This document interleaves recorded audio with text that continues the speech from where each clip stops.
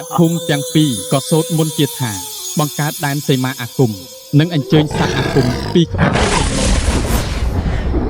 ក្បាច់គុណនិងវេទមន្តវាយបកគ្នាទៅវិញទៅមកធ្វើឲ្យដីញ័រនិងខ្យល់កន្ត្រាក់ពេញភូមិ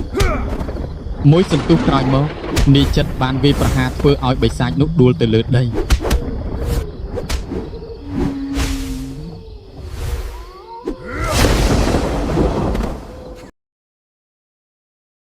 ក្រោយពីបានជួយរំដោះអ្នកភូមិនិងកម្ចាត់ពួកចោរទាំងនោះរួចមកនាយចិត្តក៏ត្រឡប់មកផ្ទះវិញនៅពេលគេមកដល់ផ្ទះវិញគេមិនបានបង្ហាញទឹកមុខរីករាយនិងជ័យជំនះនោះឡើយគេអង្គុយតែម្នាក់ឯងនៅមុខផ្ទះដោយទឹកមុខស្រពាប់ស្រពោនហាក់ដូចជាកំពុងគិតរឿងអ្វីម្យ៉ាងឪពុករបស់នាយចិត្តឃើញដូច្នេះក៏ដើរមកអង្គុយក្បែរកូនហើយសួរដោយក្តីបារម្ភមានរឿងអ្វីមែនទេកូនចិត្តហើយអ្វីបានជាឯងមើលទៅក្រៀមក្រំម្លេះបើមានអ្វីចូលប្រាប់ពុកមកប្រហែលជាពុកអាចជួយសម្រាលទុកឯងបានខ្លះបាទពុកកូនគ្មានរឿងអ្វីធំដុំទេតែក្រោយពីប្រយុទ្ធជាមួយពួកចៅលើកនេះកូនទើបដឹងថាសមត្ថភាពរបស់កូននៅទន់ខ្សោយណាស់ថ្ងៃនេះកូនមានសំណាងអាចជួយអ្នកភូមិបានប៉ុន្តែបើថ្ងៃណាមួយមានសត្រូវដែលខ្លាំងជាងពួកចៅទាំងនោះកូនខ្លាចថាកូននឹងមិនមានលទ្ធភាពការពារពុកការពារអ្នកភូមិនិងការពារទឹកដីខ្មែររបស់យើងបានទេដូច្នេះកូនគិតថាកូនគួរតែចេញទៅស្វែងរកគ្រូនិងរៀនវិជ្ជាបន្ថែមទៀតដើម្បីពង្រឹងសមត្ថភាពរបស់ខ្លួនតែអ្វីដែលធ្វើឲ្យកូនពិបាកចិត្តគឺកូនមិនដាច់ចិត្តចាកចេញពីពុកសោះពុកពិតជាសប្បាយចិត្តណាស់ដែលឮកូននិយាយបែបនេះកូនកុំបារម្ភពីពុកអីពុកចេះមើលថែខ្លួនឯងហើយអ្នកភូមិរបស់យើងក៏សុទ្ធតែជាមនុស្សមានចិត្តល្អនិងចេះជួយគ្នាទៅវិញទៅមកបើកូនចង់ចេញទៅស្វែងរកវិជ្ជាបន្ថែមពុកគាំទ្រកូនទាំងស្រុងព្រោះមានតែយើងខ្លាំងពូកែទេទើបអាចការពារទឹកដីនិងមនុស្សជាទីស្រឡាញ់របស់យើងបានបាទពុកកូនសន្យាថាកូននឹងខិតខំរៀនវិជ្ជាឲ្យបានខ្លាំងពូកែហើយប្រព្រឹត្តតែអំពើល្អនឹងការពារពុកការពារអ្នកភូមិនិងការពារទឹកដីខ្មែររបស់យើងកូនរងចាំពុកបន្តិចពុកមានរបស់មួយចង់ប្រគល់ឲ្យកូនឪពុករបស់នាយចិត្តគាត់ក៏ដើរចូលទៅក្នុងផ្ទះមួយសន្ទុះក្រោយមកគាត់ក៏ដើរចេញមកវិញដោយកាន់សៀវភៅចាស់មួយក្បាលដែលគម្របរបស់វាចាស់សឹកស្ទើរតែរលួយទៅហើយនេះគឺជាសៀវភៅកំណត់ត្រាអាគមដែលបុព្វបុរសរបស់គ្រួសារយើងបានបន្សល់ទុកជាង300ឆ្នាំមកហើយ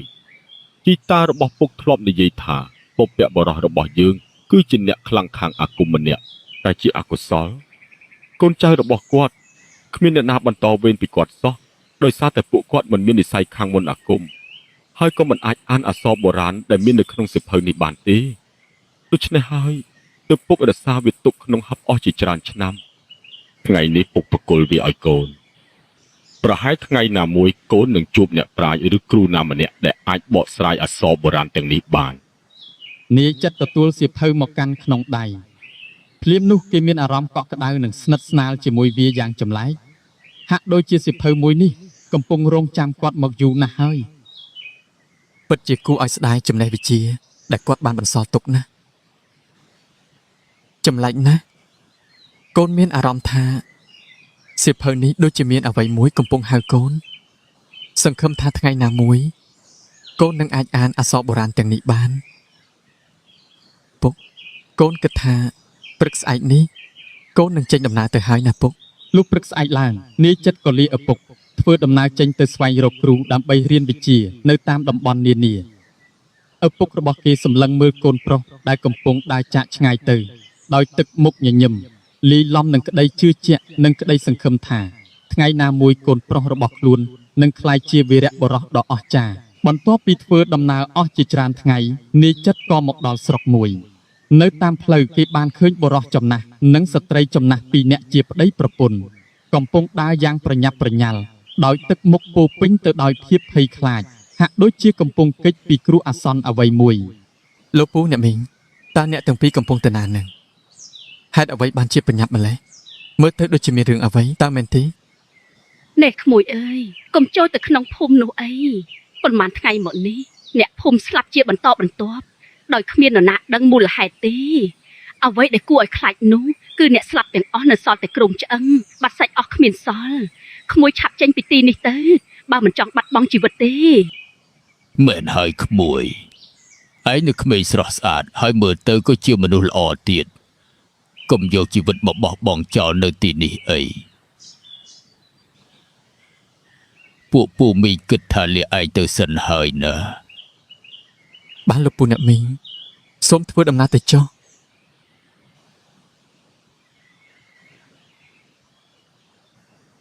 មនុស្សស្លាប់នៅសល់តែគ្រោងឆ្អឹងតើជាបិសាចអ្វីទៅដែលសាហាវដល់ថ្នាក់នេះបើពិតជាមានបិសាចធ្វើបាបអ្នកស្រុកមែនខ្ញុំមិនអាចដើររំលងបានឡើយយ៉ាងហោចណាស់ក៏ត្រូវស្វែងរកការពិតឲ្យដឹងដែរ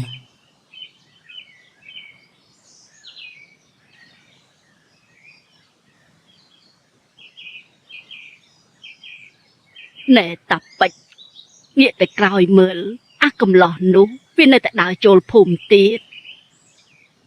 បើគេសម្រេចចិត្តហើយក៏ទុកឲ្យគេទៅចុះយើងជួយបានត្រឹមតែប្រាប់ប៉ុណ្ណោះតោះឆាប់ចេញដំណើរទៅឲ្យបានមុនពេលថ្ងៃលិច បរោះចំណាស់និងប្រពន្ធក៏ប្រញាប់បន្តដំណើរចេញពីភូមិនោះចំណែកនាយចិត្តវិញក៏ដើរចូលទៅក្នុងភូមិដែលកំពុងតែគ្របដណ្ដប់ដោយផ្សែងអាប់និងចំហាយស្អុយនៅទីនោះ ហេតុអ្វីបានជាខ្ញុំមានអារម្មណ៍ថាក្លិនអំណាចបិសាចដែលជាប់នៅលើគ្រោងឆ្អឹងទាំងនេះដូចជាធ្លាប់ស្គាល់ពីមុនមកតែខ្ញុំបែរជានឹកមិនឃើញថាធ្លាប់ជួបនៅទីណាសោះ ខណៈពេលដែលនាយចិត្តកំពុងឈរសម្លឹងមើលគ្រោងឆ្អឹងដែលរាយប៉ាយតាមផ្លូវដោយទឹកមុខសង្ស័យស្រាប់តែមានបរោះចំណាស់ពីរនាក់ដើរចូលមករកគេ ណែអាកំឡោះឯងជាអ្នកស្រុកផ្សេងមែនទេហេតុអ្វីបានជាឯងមកទីនេះឯងឆាប់ចេញពីភូមិនេះភ្លាមទៅព្រោះនៅភូមិនេះពេលយប់នឹងមានបិសាចចេញមកស្រូបយកសាច់ឈាមនិងវិញ្ញាណរបស់មនុស្សធ្វើជាចំណីអ្នកដែលបានវាស្រូបវិញ្ញាណហើយគ្មានអ្នកណាអាចរស់បានឡើយ បើដូច្នេះហេតុអ្វីបានជាលោកពូទាំងពីរមិននាំគ្រួសារចាក់ចេញពីភូមិនេះទៅ ទីនេះជាផ្ទះជាស្រុកកំណើតរបស់ពួកយើងនិងអ្នកភូមិប្រមាណគ្រួសារទៀតបានសម្រេចចិត្តនៅទីនេះដើម្បីតតាំងជាមួយបិសាចនោះពួកយើងក៏ធ្លាប់ហាត់រៀនវិជ្ជាអាគមខ្លះដែរទោះបីជាដឹងថាអាចចាញ់វាក៏ដោយក៏ពួកយើងមិនអាចឈរមើលឲ្យវាបន្តសម្លាប់មនុស្សតាមអំពើចិត្តបានដែរយើងត្រូវតែតស៊ូដល់ទីបញ្ចប់ បើដូច្នេះសូមឲ្យខ្ញុំនៅជួយអ្នកភូមិផងចុះខ្ញុំក៏ធ្លាប់រៀនវិជ្ជាអាគមខ្លះដែរប្រហែលជាអាចជួយអ្នកទាំងពីរបានខ្លះ ណែក្មួយពួកយើងមិនចង់ឲ្យឯងមកបាត់បង់ជីវិតនៅទីនេះទេឯងនៅក្មេងអនាគតនៅវែងឆ្ងាយកុំឲ្យបិសាចនោះបំផ្លាញជីវិតឯងអី គោលបំណងដែលខ្ញុំខំរៀនវិជ្ជាអាគមគឺដើម្បីការពារអ្នកស្លូតត្រង់និងជួយអ្នកដែលកំពុងរងគ្រោះបើថ្ងៃនេះខ្ញុំដើរចេញដោយមិនជួយទោះខ្ញុំរស់ក៏ខ្ញុំមិនអាចលើកលែងទោសឲ្យខ្លួនឯងបានដែរដូច្នេះទោះត្រូវប្រឈមនឹងគ្រោះថ្នាក់ឬត្រូវបាត់បង់ជីវិតក៏ដោយខ្ញុំមិនស្ដាយក្រោយឡើយ ល្អណាស់ឯងពិតជាក្មេងក្លាហានមែនអញ្ចឹងឯងមកតាមពួកយើងសិនទៅញ៉ាំបាយឲ្យឆ្អែតសម្រាប់យកកម្លាំងយប់នេះប្រហែលជាមានការប្រយុទ្ធដ៏ធំមួយកំពុងរងចាំពួកយើង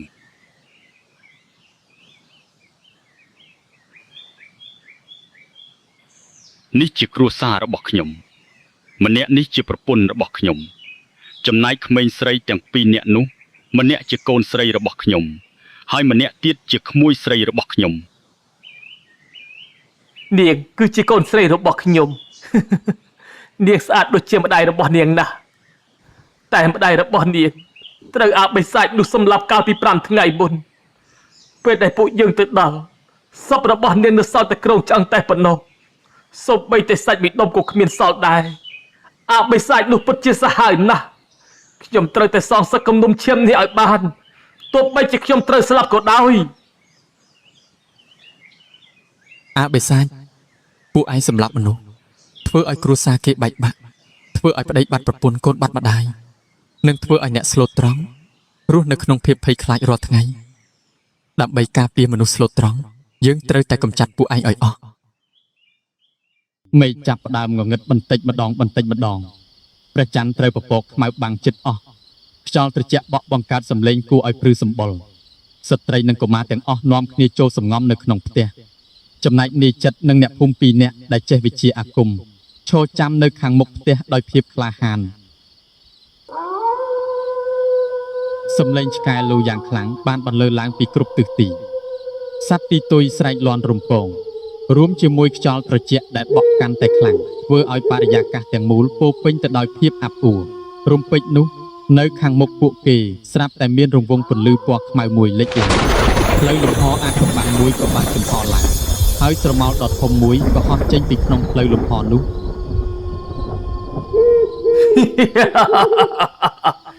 យើងស្មានថាយុគនេះគ្មានមនុស្សមកធ្វើជាចំណីរបស់យើងហើយទីតើមើលទៅសំណាងរបស់យើងនៅតែល្អដដែល អាបិសាចទីបំផុតឯងបង្ហាញខ្លួនហើយយប់នេះយើងនឹងសម្លាប់ឯងឲ្យបានដើម្បីសងសឹកឲ្យប្រពន្ធរបស់យើងព្រមទាំងអ្នកភូមិ កុំនិយាយច្រើនជាមួយវាអីល្បងរៀបក្បួនអាគមប្រហារវាភ្លាមទៅ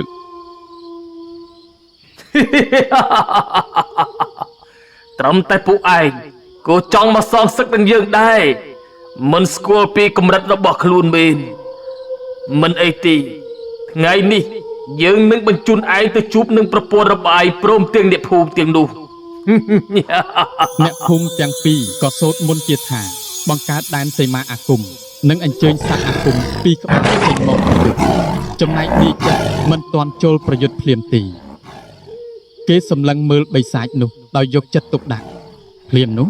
សត្វអាគមទាំងពីរស្ទុះចូលទៅវាចង្រានៅបិសាចនោះប៉ុន្តែបិសាចនោះគ្រាន់តែក្រឡោះដៃបន្តិចសត្វអាគមទាំងពីរក៏រលាយទៅជាផ្សែងក្នុងមួយប៉ះព្រិចភ្នែក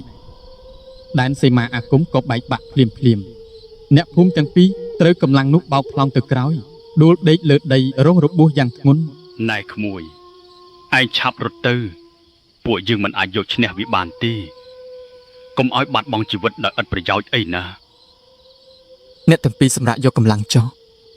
ឬបន្ទាប់ទុកឲ្យខ្ញុំជាអ្នកដោះស្រាយ នេះឬវិជាអាគមរបស់ពួកឯងសូម្បីតែធ្វើឲ្យយើងស្គីបជើងថ្មិញក៏មិនបានផង អាបិសាចបើឯងសារភាពកំហុសនិងលះបង់អំពើអាក្រក់យើងអាចទុកវិញ្ញាណរបស់ឯងបានប៉ុន្តែបើឯងនៅតែរឹងរូសថ្ងៃនេះនឹងក្លាយជាថ្ងៃចុងក្រោយរបស់ឯងវិញ្ញាណរបស់ឯងនឹងរលាយចេញពីក្នុងលោកនេះរហូត អាក្មេងមិនទាន់ដោះរោមចិត្តផងហ៊ានមកគំរាមយើងចាំមើលយើងនឹងហែកឯងជាចំណែកឲ្យស័ក្តិសមនឹងកំហុសដែលឯងហ៊ានប្រមាថយើង ភ្លាមនោះការប្រយុទ្ធដ៏សាហាវក៏ពុះ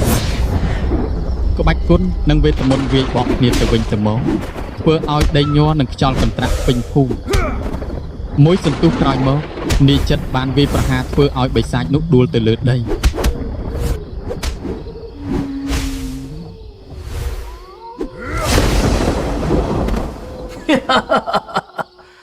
ទោះថ្ងៃនេះឯងអាចយកឈ្នះយើងក៏ដោយតែនៅថ្ងៃដែលលោកម្ចាស់របស់យើងទទួលបានកម្លាំងពេញលេញវិញថ្ងៃនោះមនុស្សលោកទាំងអស់នឹងត្រូវវិនាស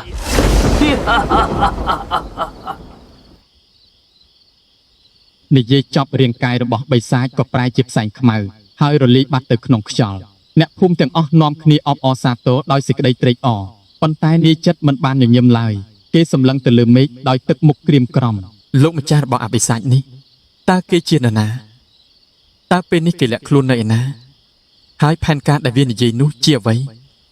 មើលទៅសត្រូវដែលខ្ញុំត្រូវប្រឈមមុខមិនមែនមានត្រឹមបិសាចមួយទេខ្ញុំត្រូវតែបន្តស្វែងរកវិជាអាគមនិងវឹកហាត់ខ្លួនឲ្យកាន់តែខ្លាំងជាងនេះមានតែបែបនេះទើបខ្ញុំអាចការពារមនុស្សស្លូតត្រង់និងទឹកដីរបស់យើងបាន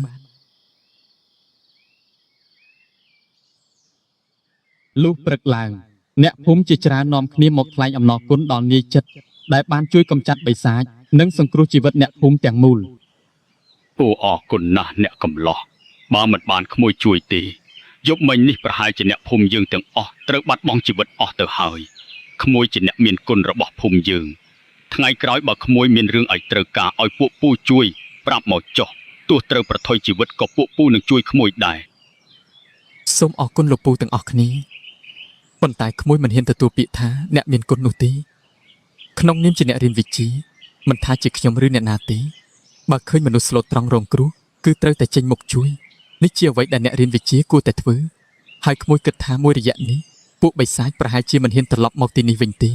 លោកពូអាចជូនដំណឹងដល់អ្នកភូមិដែលបានភៀសខ្លួនឲ្យត្រឡប់មករស់នៅផ្ទះវិញបានហើយចំណែកខ្ញុំក៏ដល់ពេលត្រូវបន្តដំណើរទៅមុខទៀតដែរ ហើយក្មួយមានគម្រោងទៅទីណាបន្តទៀត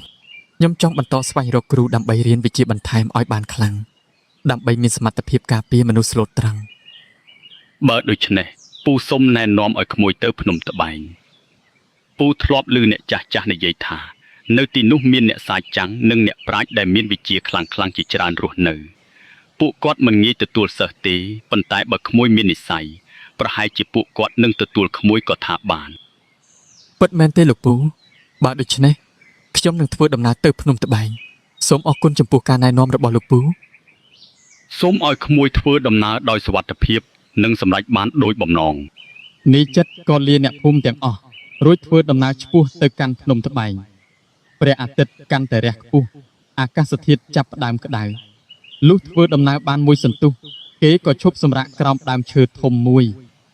គណៈដែលនាយចិត្តកំពុងអង្គុយសម្រាកស្រាប់តែធ្នូប្រហាទេពដែលស្ថិតនៅក្នុងខ្លួនរបស់គេបានហោះចេញមកអណ្ដែតនៅចំពោះមុខដោយខ្លួនឯងវាបញ្ចេញរស្មីពណ៌មាសមួយបាញ់ចេញពីធ្នូប្រហាទេពសំដៅចូលត្រង់កណ្ដាលថ្ងាសរបស់នាយចិត្ត តើមានរឿងអ្វីកើតឡើងហេតុអ្វីខ្ញុំមានអារម្មណ៍ដូចជាខ្ញុំមានភ្នែកទី3បែបនេះបងពោះស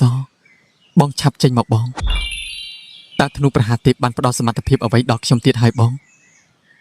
សូមអបអរលោកម្ចាស់ទីបំផុតលោកម្ចាស់អាចដាស់សមត្ថភាពថ្មីរបស់ធ្នូប្រហាទេពហើយដោយសារតែលោកបានជួយសង្គ្រោះមនុស្សស្លូតត្រង់ជាច្រើននៅក្នុងភូមិនេះអំពើល្អនិងផលបុណ្យដែលលោកបានសាងក៏បានដាស់សមត្ថភាពថ្មីឲ្យធ្នូប្រហាទេពភ្ញាក់ឡើងសមត្ថភាពនេះវាមានឈ្មោះថាភ្នែកមេឃា ភ្នែកមេឃាតើវាមានសមត្ថភាពសម្រាប់ធ្វើអ្វីទៅបង